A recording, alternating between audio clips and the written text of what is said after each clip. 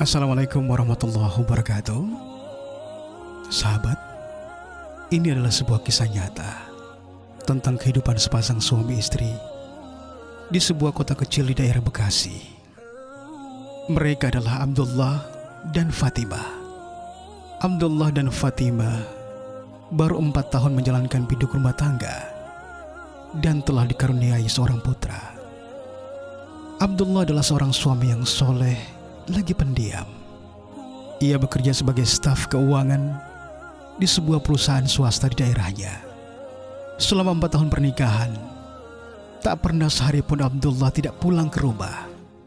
Setiap jam 4 sore, ia sudah menyelesaikan pekerjaan kantornya dan kembali ke rumahnya, menemui istrinya dan melewati sisa hari bersama putra kecilnya.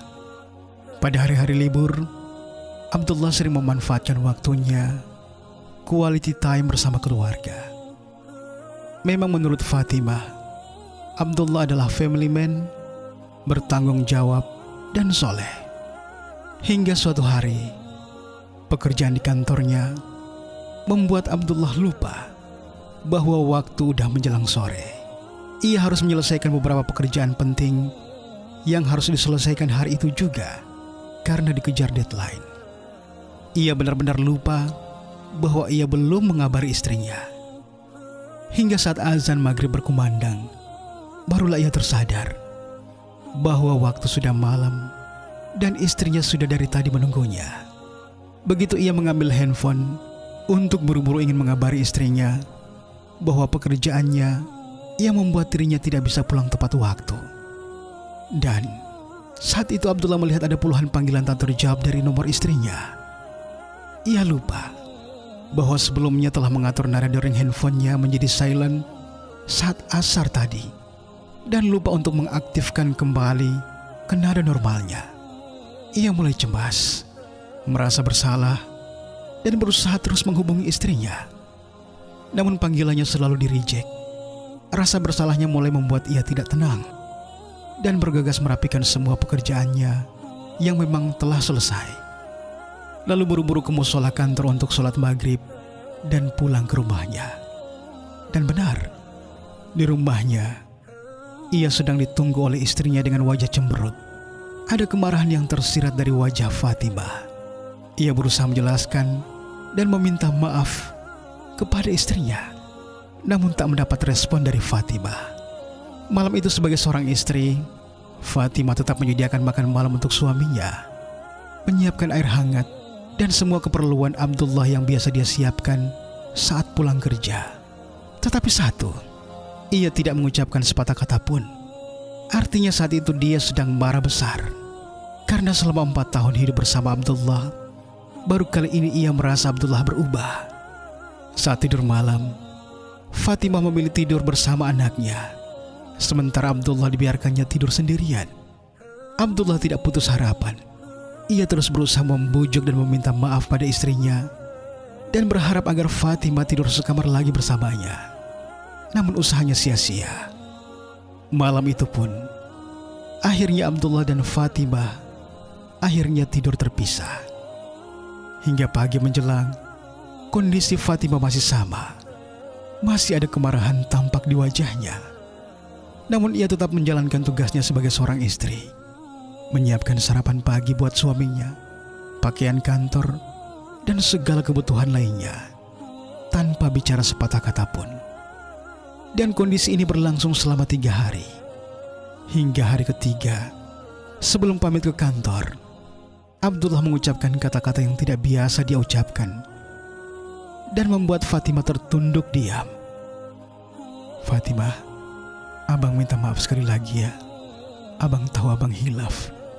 Sudilah dimaafkan. Siapa tahu ini hari terakhir abang bersamamu," ujar Abdullah yang sedang duduk tertunduk di ruang tamu. Walau tak menggubris, namun Fatimah merasa bersalah dengan sikapnya beberapa hari ini. Beberapa detik kemudian dia berlari mengejar suaminya dengan niat meminta maaf atas perlakuannya pada sang suami. Namun ia tak menjumpai Abdullah di sana, karena mobil yang ditumpangi Abdullah sudah keluar dari garasi dan berlalu. Kata-kata Abdullah sebelum berangkat masih terus terngiang dalam benaknya. Ia benar-benar merasa bersalah atas sikapnya selama ini pada Abdullah. Namun akhirnya ia memilih menyimpannya dan berjanji dalam hati akan bersimpuh dan meminta maaf pada suaminya saat ia kembali dari kantor. Tetapi sayang, takdir berkata lain. Tepat pukul 14:05 waktu Indonesia Barat, siang itu, ia mendapat telepon dari kantornya, memberitahu bahwa suaminya meninggal dunia karena serangan jantung di ruang kerjanya. Saat mendengar kabar tersebut, Fatimah merasa dunia seolah berhenti berputar. Bayang-bayang rasa bersalah itu mulai menghantui pikirannya.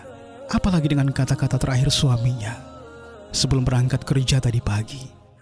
Dan memang ia sadari bahwa suaminya memiliki riwayat penyakit itu. Karena di tahun kedua pernikahan mereka, suaminya sempat mengalami stroke ringan dan sembuh hanya dalam beberapa bulan perawatan yang intensif. Kala itu air matanya jatuh berlinang. Rasa bersalah teramat membekas di hatinya. Sambil menunggu jenazah suaminya yang dikabarkan akan segera dibawa ke rumah dengan mobil jenazah, ia masih tak bisa membendung air matanya, membayangkan kesolehan suaminya, rasa tanggung jawabnya yang begitu besar pada keluarga, dan sangat sayang pada dirinya dan si kecil. Kini sosok lelaki soleh itu telah tiada. Suami bersahaja itu telah pergi untuk selamanya. Dan mungkin dia pergi membawa kesedihan. Semoga Allah mengampuniku. Istri yang tak pandai bersyukur ini, istri yang durhaka ini. Selamat jalan suamiku, kekasih halalku. Doaku kan selalu menyertaimu. Kan ku jaga buah hati kita. Insya Allah dia akan tumbuh seperti cita-citamu, menjadi seorang hafiz Quran. Maafkan aku. Maafkan. Sahabat, demikianlah kisahnya. Penyesalan seorang istri yang membuatnya hidup dalam bayang-bayang rasa bersalah. Maka, jangan abaikan pasangan hidupmu. Di luar sana banyak insan yang masih bersendiri dan belum berjumpa dengan jodohnya. Kau harus tahu, mereka begitu merindukan berada di posisi kalian, punya pasangan hidup yang setia, bertanggung jawab, dan sayang keluarga. Namun Allah belum memberi mereka teman hidup dambaan. Semoga bermanfaat.